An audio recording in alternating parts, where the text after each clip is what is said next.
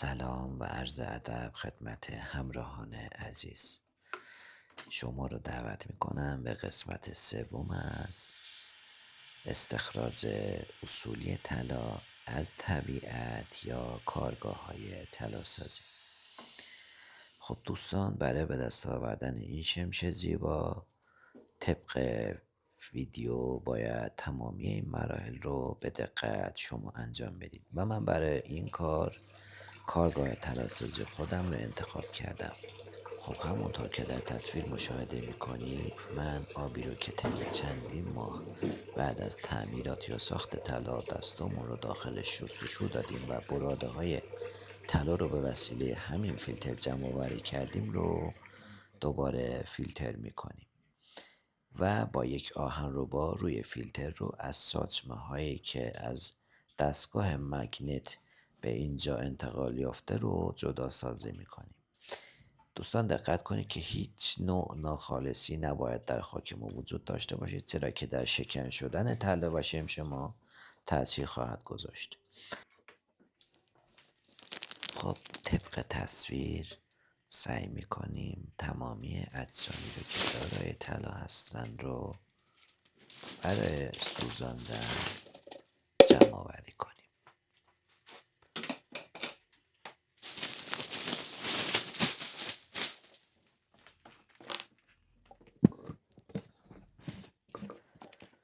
شما میتونید با یک ابزار بسیار ساده، یک سبد، یک لایه نمد یا موکت و دوباره یک لایه نمدی دیگر و یک لایه نمد یا موکت دیگر رو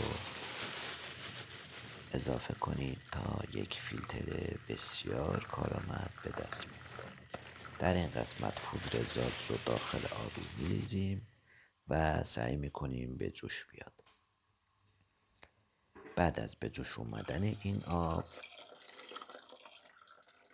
مایع پودر زاز رو به ظرفی که داخلش آب طلا وجود دارد رو اضافه میکنیم. این کار باعث میشه که دوستان این آب کدر ما بعد از 1 الی 2 روز به صورت شفاف و زلال ته‌نشین بشه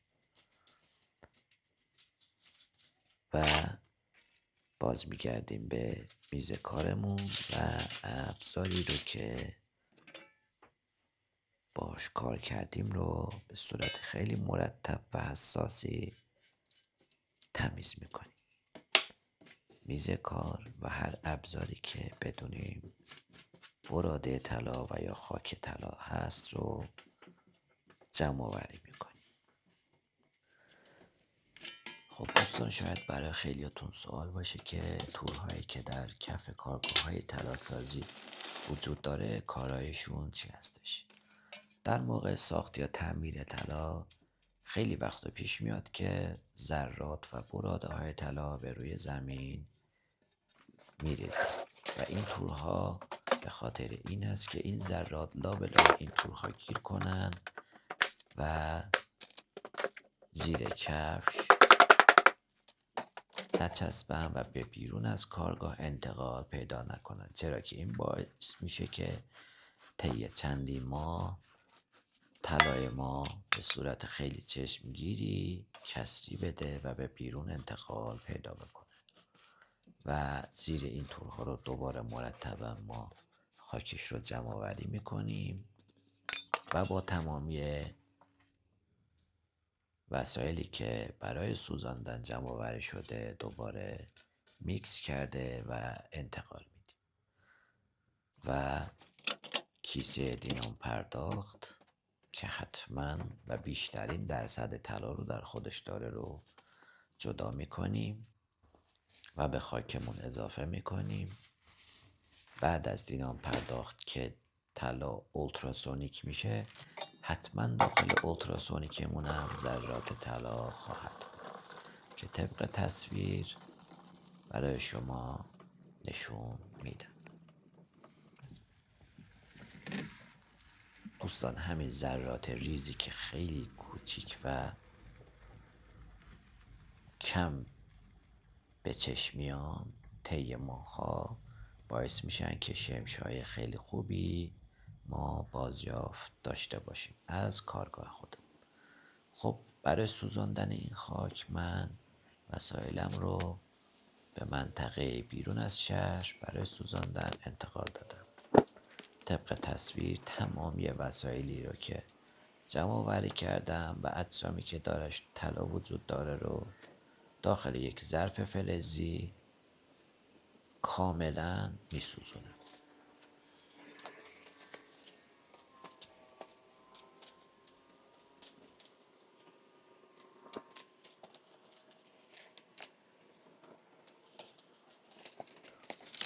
بعد از سوزاندن خاکمون سعی میکنیم که خاکمون کاملا سرد و خاموش بشه و با یک آهن رو با مجددا تمامی ناخالصی ها اهم از فلزات و بدلیجات رو از خاکمون جدا سازی کنیم.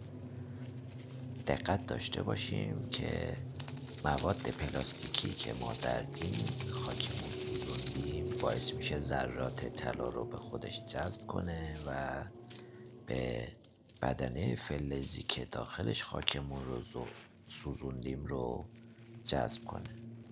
به همین خاطر ما با یک کاردک یا شیئی که بتونه بدنه این فلز رو کاملا پاکسازی کنه و یا با یک لیف سیمی کاملا پاک میکنیم و ذرات پلاستیک رو از بدنش جدا سازی میکنیم.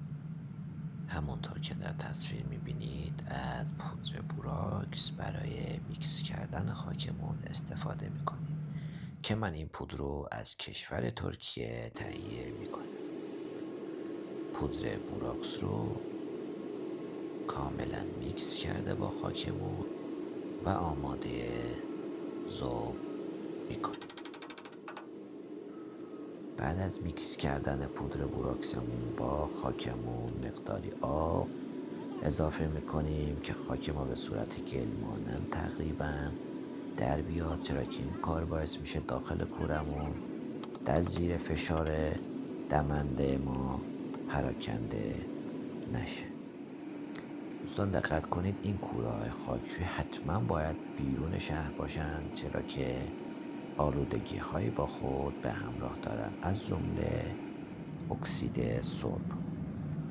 و ما برای گرم کردن این کورمون از یک تکه زغال سنگ یا سنگ که در زیر فشار مستقیم آتش قرار میگیره و برای پراکنده کردن آتش به تمام قسمت های کورمون استفاده میکنیم که از یک منبع گازوئیل با یک شلنگ و یک دمنه روی کورمون که جاسازی شده رو استفاده میکنیم و با یک زنجیر و جرثقیل مانند برای بالا و پایین کردن کورمون استفاده میکنیم که شیره های داخل کوره به این صورت بیرون ریخته بشه. خب این شیره دقیقاً شیره همون خاکشویی دفعه قبلمون است که من با خودم دوباره مجددا آوردم با بوته های ذوب طلا، چرا که حتما داخل اینا هم طلا وجود داره و مجددا باید ذوب بشن و طلاها به صورت گوارچه های کوچک از اینا جدا سازی بشه.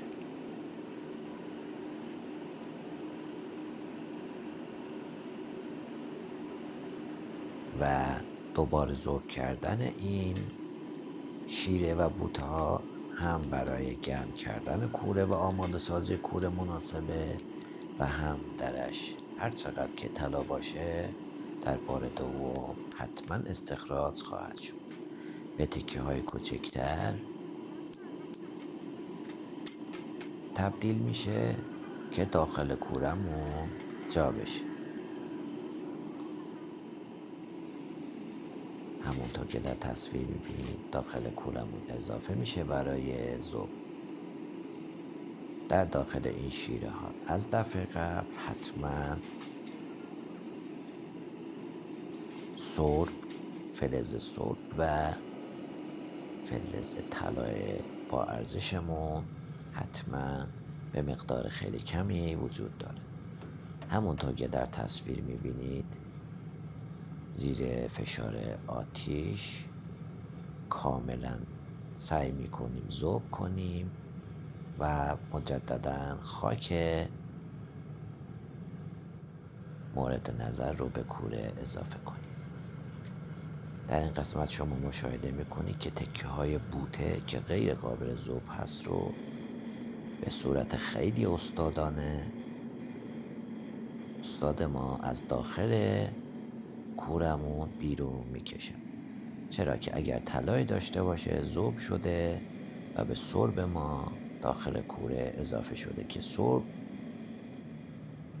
همونطور که میدونید بعد از اینکه به کوره اضافه شد باعث میشه کوچکترین ذرات طلا رو در خودش جمع آوری کنه.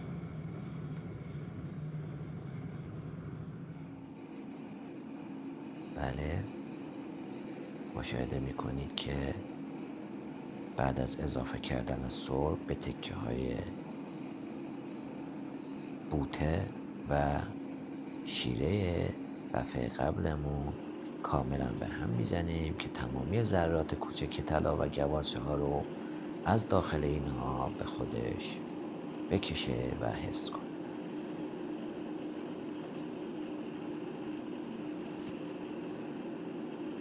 مذاب اضافه رو بیرون میکشیم و این مذاب که بار دوم به دست اومده تقریبا خالی از شمش طلا و ذره‌ای طلا خواهد بود.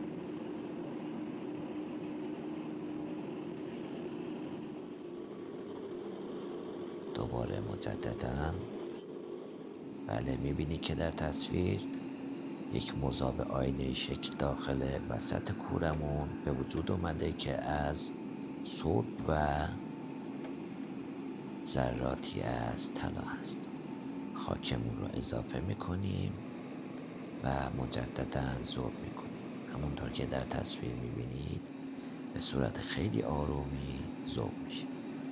این پودری که داخل نایلون هست پودر شمش نقره هست که سعی میکنیم با اضافه کردن پودر بوراکس و هم زدن داخل کورمون اضافه کنیم.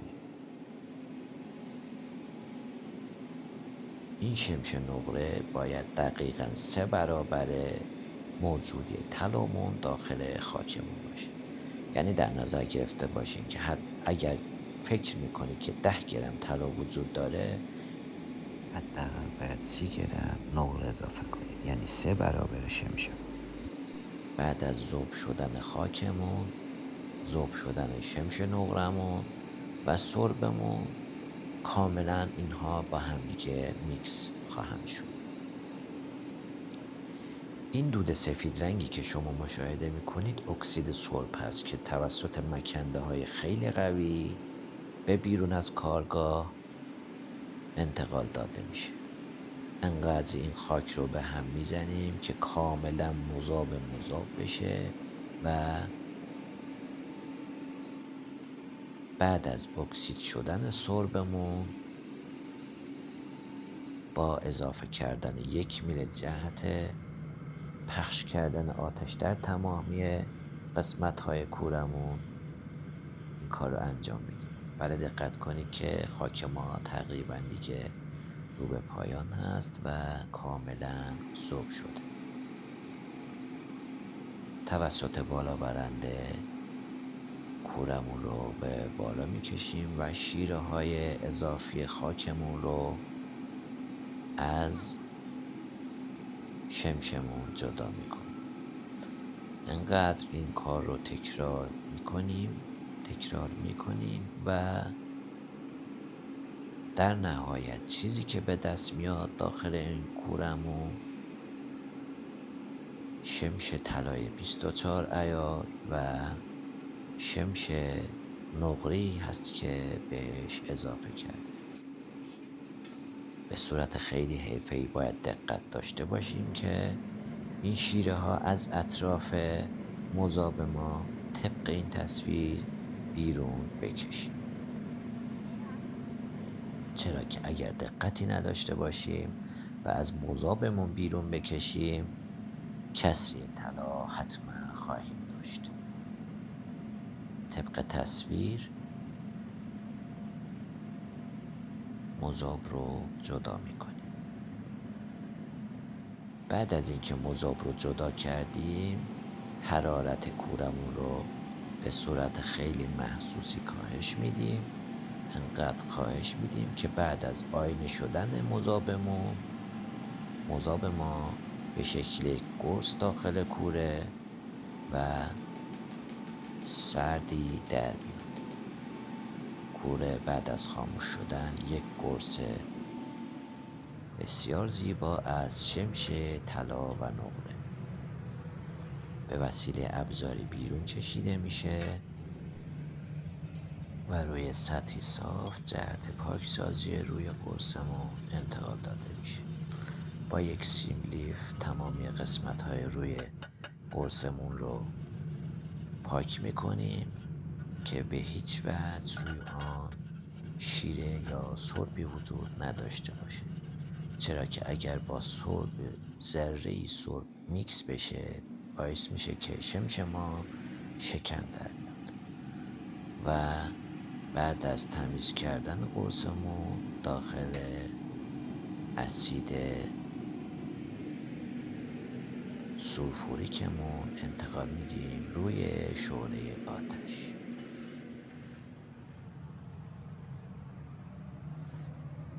و این شیره‌ای که از ذوب کردن این سری از خاکمون به دست اومده رو مجددا سرد میکنیم و با خودمون نگهداری میکنیم تا خاکشویی بعدی که برای بار دوم ذوبش کنیم. خب برمیگردیم سمت قرصمون.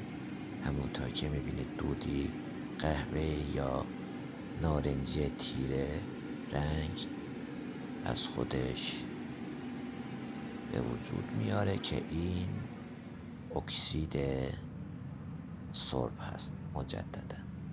و تنها چیزی که باعث میشه که در ته ظرف ما بمونه همین مایع آبی رنگ که محلول نقره هست و پودر قهوه‌ای سوخته که حاصل تلاش ما در طی این ماه‌ها بوده و شمش به دست آورده از زحمات. دوستان دقت کنید که شما با این روشی که به شما یاد دادم میتونید از هر نوع خاکی که در طبیعت یافت میکنید و میدونید که درش طلا وجود داره به این روش استخراج کنید. و اگر به ازای هر 1 کیلو خاک 1 گرم شمش طلا بتونید استخراج کنید حتما مغروم به صرفه خواهد بود و این کار رو انجام بدید. خب همونطور که در تصویر میبینید محلول نقرمون داخل ظرفی قرار گرفته که طی چندین روز 2 الی 3 روز تا 1 هفته کاملا تهنشین بشه و ما به شمش نقرمون دسترسی پیدا کنیم مجددا.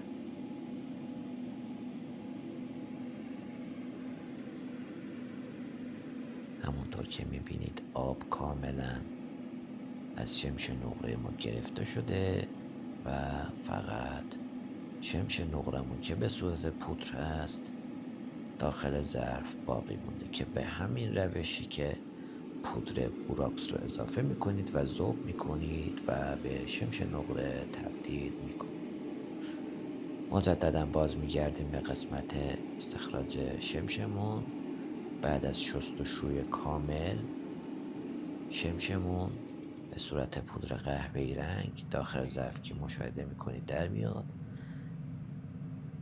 روی حرارت میگیریم که کاملا آب ازش گرفته بشه و ما دسترسی پیدا کنیم به این شمش زیبا و قهوه‌ای رنگ و آماده میکنیم برای ذوب کردن. دوستان دقت کنید در موقع شستشوی طلا که حتما انقدر شستشو بدین که مایع آبی رنگ از داخل شمشمون گرفته بشه و کاملا به صورت رنگ طبیعی آب جر بیاد. در این قسمت شمشمون رو آماده میکنیم و مجددا پودر بوراکس و مقدار کمی اسید بوریک جهت شیره دار شدن شمشمون و آماده شدن برای ذوب اضافه میکنیم و مقداری آب مثل سری پیش که به خاکمون اضافه کردیم که به صورت گل مانند در بیاد که زیر حرارت و فشار هواگازمون پراکنده نشه. بوته طلامون رو که گرم کردیم زیر فشار هواگازمون شروع میکنیم به ذوب کردن شمش طلا. دوستان دقت کنید که من سرعت فیلم را زیاد کردم که حتما ببینید که همون پودری که قهوه‌ای رنگ بود کاملا به صورت شمش در میاد و نتیجه زحمت چندین ماهه ما به دست میاد. امیدوارم از دیدن این مستند لذت ببرید. هر گونه سوال تخصصی در این مورد داشتید میتونید در کامنت ها از من بپرسید. با کمال میل به شما پاسخگو خواهم بود در اسرع وقت. و عرض کردم یکی از بهترین و با صرفه ترین و راحت ترین راه های استخراج طلا از خاک هایی که میدونید داخلش حتما طلا هست در طبیعت، کف رودخانه ها و یا هر نوع ناخالصی که داخلش طلا هست و یا فلزات دیگری از قبیل نقره، برنز و مس با طلاتون میکس شده و یا شکن در اومده. با این روش میتونین به شمشتون دسترسی پیدا بکن. شمش ما آماده و داخل ریژمون میریزیم تا برای آزمایش نهایی و تست طلا بودن و شمش بودن در قسمت آخر برای شما آماده میکنم. این شمش طلای به دست آمده ما از خاک کارگاه طلاسازی. دقت کنید که عیار این شمش ما دوستان 990 به بالا خواهد بود. برای آزمایش روی سنگ محک امتحانش میکنیم. شمش موجود ما تیزاب، سنگ محک، فلز مس و فلز برنز. فلز مسمون رو روی سنگ محک میزنیم، بعد شمش طلا و برنز.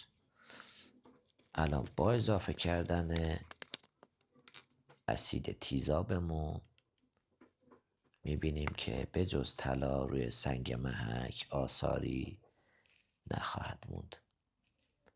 اسید رو روی طلا، روی مس و روی برنز اضافه میکنیم و میبینیم که به غیر از طلا، برنز و مس ما به جوش خواهد اومد. از همراهتون بسیار سپاسگزارم. امیدوارم با لایک کردن ویدیو، شیر و سابسکرایب کردن کانال من از کانال من هم حمایت کنید و بابت این کار از شما بسیار سپاسگزارم و قدردانی میکنم و امیدوارم از ویدیوهای بعدی من هم استفاده کرده و لذت ببرید. خدا نگهدار.